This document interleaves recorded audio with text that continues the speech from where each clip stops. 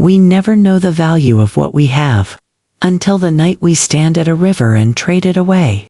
Everyone in the village of Nui knew Kioma, not because she was powerful, because she was poor. The kind of poor that follows you everywhere. Into the market. Into your sleep. Into the eyes of people who look at you and look away quickly. She sold groundnuts from a torn basket. Same spot. Same basket. Same tired smile. Every day, her children ate when she sold enough. They slept hungry when she didn't. Then one evening, everything changed.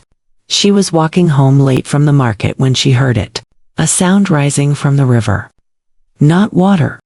Not wind. Something between the two. A voice. She should have walked faster. Her mother always said never stop at the river after dark. But the voice was calling her name. She stopped. At the edge of the water, a light appeared. Soft and green and ancient. And from that light stepped a figure. Tall. Draped in water and moonlight. Eyes like two still pools. The river spirit. I have watched you, the spirit said. I have seen your tired hands. Your hungry children. Your broken basket. Kioma could not speak.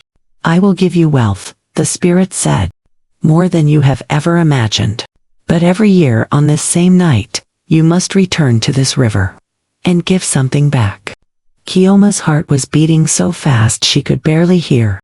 What will you take? She whispered. The spirit looked at her with those still pool eyes. Only what you can afford to lose, it said. She should have asked more questions. She didn't.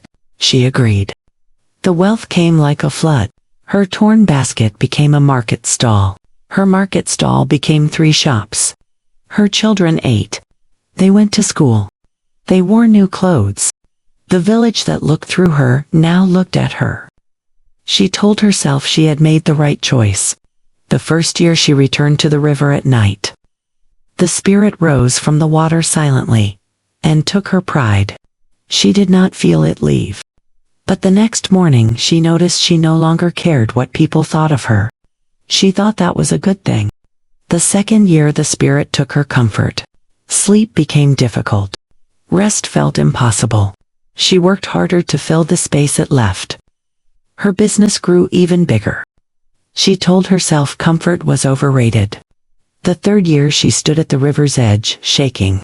Because by now she understood the pattern. Each year the spirit took something closer to the center of her. And this year she knew what was coming.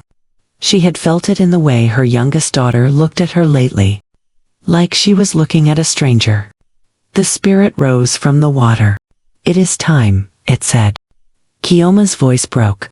Not her, she said. Take anything else. Take the shops. Take the money. Take everything. The spirit was silent for a long moment. Then it spoke. That is the first wise thing you have said since we met. The water stilled. The light faded. And Kioma stood alone at the river's edge in the dark. With nothing. And everything. She walked home slowly. Her youngest daughter was still awake waiting at the door. When she saw her mother she ran. Kioma held her so tightly the child laughed. Mama, you are shaking. I know, Kioma whispered. I just remembered what I almost gave away. The shops were gone by morning. The village talked for weeks. But Kioma did not hear them. She was too busy being present. Too busy watching her children grow. Too busy remembering what the river tried to teach her from the very beginning. That the things you cannot put a price on are always the first things you forget to protect. We never know the value of what we have until the night we stand at a river and trade it away.